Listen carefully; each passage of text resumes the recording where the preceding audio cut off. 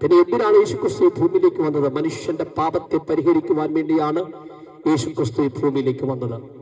രക്തദാനം കൊണ്ട് സ്നേഹ വിപ്ലവം തീർത്ത ഒരു വ്യക്തിത്വമാണ് യേശുക്രിസ്തു. മനുഷ്യനെ അവന്റെ പാപത്തിൽ നിന്ന് വിമോചിതമാക്കുവാൻ, അവനിൽ കൂടിയ പാപങ്ങൾ, ജന്മപാപമുണ്ട്, കർമ്മപാപമുണ്ട്, ഈ പാപങ്ങളൊക്കെ മാറ്റുവാൻ ഒത്തിരി കാര്യങ്ങൾ മനുഷ്യൻ ചെയ്യാറുണ്ട്. ദേഹദണ്ഡന പ്രക്രിയകൾ ചെയ്യാറുണ്ട്. ഒത്തിരി കാര്യങ്ങൾ മോക്ഷം കിട്ടുവാൻ വേണ്ടി മനുഷ്യൻ ചെയ്യാറുണ്ട്. ഞങ്ങളെ കേൾക്കുന്ന പ്രിയ സ്നേഹിതരെ, അർച്ചന കൊണ്ടോ, ദർപ്പണം കൊണ്ടോ, പെരുന്നാൾ കൊണ്ടോ, തിരുനാൾ കൊണ്ടോ, യാഗയോഗാദികൾ കൊണ്ടൊന്നും മനുഷ്യന്റെ പാപത്തെ കഴുകുവാൻ കഴിയത്തില്ല. അതുകൊണ്ട് മനുഷ്യന്റെ ജീവിതത്തിൽ അടിഞ്ഞുകൂടിയ പാപമെന്ന ആ സ്വഭാവത്തെ മാറ്റണമെങ്കിൽ യേശുക്രിസ്തുവിന്റെ ദിവ്യ രക്തത്താൽ യേശുവിൽ നിങ്ങളുടെ പാപത്തെ കഴുകുവാൻ കഴിയും.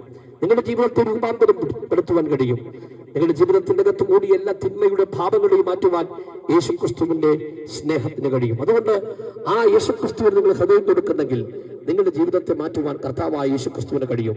യേശു ഒരു മതസ്ഥാപകനല്ല, ഒരു മതത്തിന്റെ വക്താവുമല്ല. പിന്നെ യേശു ആരാണ്?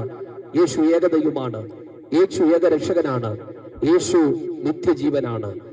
യേശു വഴിയാണ്. യേശു സത്യമാണ്. യേശു ജീവനാണ്.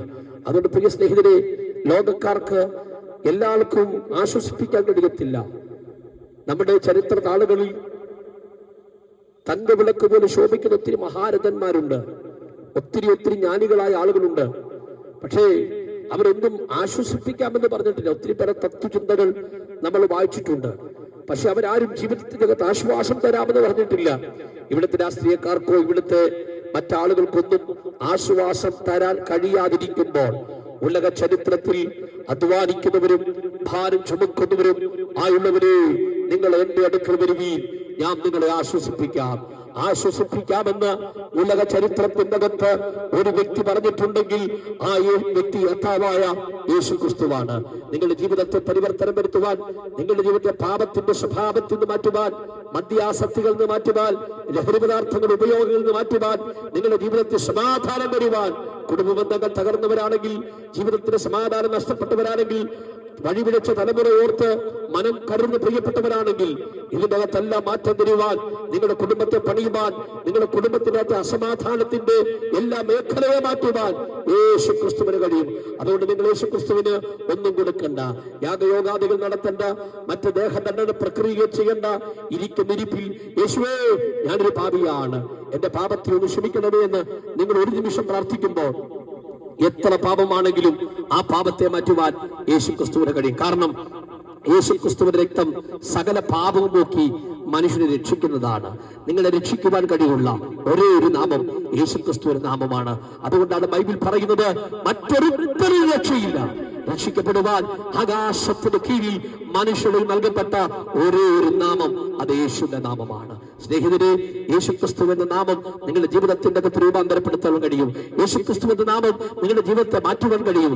എത്ര പാപപങ്കുലമായ അനുഭവമാണെങ്കിലും, ജീവിതത്തിന്റെ അകത്ത് സമാധാനം നഷ്ടപ്പെട്ട, ജീവിതത്തിന്റെ അകത്ത് സ്വസ്ഥതകൾ നഷ്ടപ്പെട്ട അനുഭവമാണെങ്കിലും നിങ്ങളുടെ ജീവിതത്തെ മാറ്റുവാൻ കർത്താവായ യേശുക്രിസ്തുവിന് കഴിയും. അതുകൊണ്ട് നിങ്ങളുടെ സമാധാനമില്ലെങ്കിൽ യേശുക്രിസ്തു സമാധാനദായനാണ്. നിങ്ങൾ പ്രതിസന്ധികൾക്കകത്ത് വലയുകയാണെങ്കിൽ, ജീവിതത്തിന്റെ അകത്ത് പലവിധമാകുന്ന പ്രതിസന്ധികൾക്കകത്ത് നട്ടതിരിയുകയാണെങ്കിൽ, അതിനെയെല്ലാം മാറ്റുവാൻ യേശുക്രിസ്തുവിന് കഴിയും.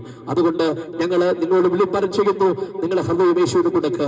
നിങ്ങളുടെ ജീവിതത്തെ രൂപാന്തരപ്പെടുത്തുവാൻ, നിങ്ങളുടെ ജീവിതത്തെ മാറ്റുവാൻ യേശുക്രിസ്തുവിന് കഴിയും. അവനുള്ള രക്ഷ നിങ്ങളുടെ ജീവിതത്തെ മാറ്റിമറിക്കും, നിങ്ങളുടെ അവസ്ഥകളെ മാറ്റിമറിക്കും. അതുകൊണ്ട് കർത്താവിന് ഹൃദയം കൊടുത്ത് ഒരു നല്ല ജീവിതം നയിപ്പാൻ സർവകൃപാലുമായ ദൈവം നിങ്ങളെ ഇടയാക്കട്ടെ എന്ന് ഞങ്ങൾ ഹൃദയമായി നിങ്ങൾക്ക് വേണ്ടി പ്രാർത്ഥിക്കുകയാണ്. നിങ്ങളുടെ ജീവിതത്തെ മാറ്റും. നിൽക്കുന്ന നിൽപ്പിൽ, ഇരിക്കുന്ന ഇരിപ്പിൽ, യേശുവേ, ഞാൻ പാപിയാണ്, എന്റെ പാപത്തെ ക്ഷമിച്ച് എന്റെ ജീവിതത്തിൽ അവിടുത്തെ മകനായി തീരുവാൻ, മകളായി തീരുവാൻ നിങ്ങൾ സമർപ്പിക്കുന്നെങ്കിൽ നിങ്ങളുടെ ജീവിതത്തിലെ അവസ്ഥകളെ മാറ്റുവാൻ യേശുക്രിസ്തുവിന് കഴിയും. അതുകൊണ്ട് ആ കർത്താവിന് ഹൃദയം കൊടുക്കുവാൻ ഞങ്ങൾ നിങ്ങളെ ആഹ്വാനം ചെയ്തുകൊണ്ട് ഈ സന്ദേശം നിങ്ങൾക്ക് സമർപ്പിക്കാൻ ഒരു വാക്ക് ഞങ്ങൾ നിങ്ങൾക്ക് വേണ്ടി പ്രാർത്ഥിക്കും. നിങ്ങളുടെ ഏത് അവസ്ഥയാകട്ടെ, കടബാധ്യതയ്ക്കകത്താണോ, മാനസിക പ്രയാസത്തിന്റെ അകത്താണോ, അതുപോലെ കുടുംബ തകർച്ചയ്ക്കകത്താണോ, കുടുംബബന്ധം തകർന്ന അവസ്ഥയാണോ, തലമുറയോർത്ത് വ്യാകുലപ്പെടുകയാണ്, സാമ്പത്തിക പ്രതിസന്ധികളാൽ നിങ്ങൾ നട്ടതിരിയുകയാണോ, ഏത് വിഷയം നിങ്ങളെ ആകട്ടെ, നിൽക്കുന്ന നിൽപ്പിൽ, ഇരിക്കുന്ന ഇരിപ്പിൽ എന്റെ പാപത്തെ ഒന്ന് ക്ഷമിച്ച് എന്റെ ജീവിതത്തിലേക്ക് യേശുവെ അങ്ങൊന്ന് വരണമെന്ന് പ്രാർത്ഥിച്ചാൽ നിങ്ങളുടെ ജീവിതത്തെ മാറ്റുവാൻ യേശുക്രിസ്തുവിന് കഴിയും. ആ കർത്താവിന് ഹൃദയം കൊടുക്കുവാൻ നിങ്ങളെ ഇടയാക്കട്ടെ, നിങ്ങളുടെ അവസരം ഒരുങ്ങട്ടെ എന്ന് ഞങ്ങൾ ഹൃദയമായി പ്രാർത്ഥിച്ചുകൊണ്ട് ഞങ്ങളുടെ വാക്കുകൾക്ക് വിരാമം കുറിക്കുന്നു. കർത്താവ് നിങ്ങളെ അനുഗ്രഹിക്കട്ടെ.